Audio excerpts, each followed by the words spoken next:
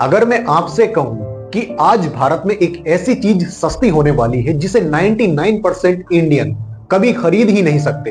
भारत और European union के बीच जनवरी 2026 में एक फ्री ट्रेड एग्रीमेंट साइन हुआ। इस डील का एक बड़ा हिस्सा यूरोप से आने वाली महंगी कारों पर टैक्स कम करना है।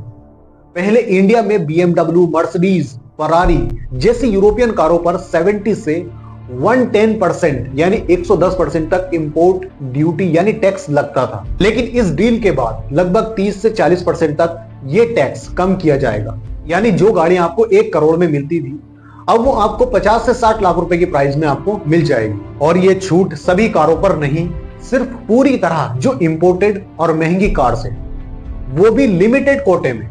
अब जरा भारत को वैसे देखो जैसा वो असल में है, ना कि विज्ञापन में।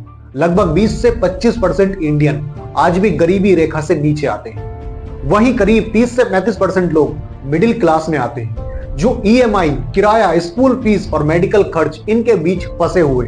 केवल 0.5% ही वो लोग हैं जो इन कारों को अफोर्ड कर सकते हैं। मतलब 1000 लोगों में से केवल 995 लोग इन कारों को कभी खरीद ही नहीं पाएंगे। और इस डील को मदर ऑफ ऑल डील्स कहा गया। ग्लोबल मंच पर तो तालियां हैं, लेकिन घर के अंदर बेरोजगारी, महंगाई और EMI का बोझ बंधा हुआ है। अगर सरकार का फोकस आम आदमी पर होता तो वो एजुकेशन को सस्ता करती, पब्लिक ट्रांसपोर्ट को मजबूत करती, जॉब्स ड्राइव पॉलिसी बनाती और फूड इन्फ्लेशन को कंट्रोल करती। जब 99% लोग संघर्ष में हो और नीति 1% लोगों के लिए बने, तो सवाल पूछना जरूरी हो जाता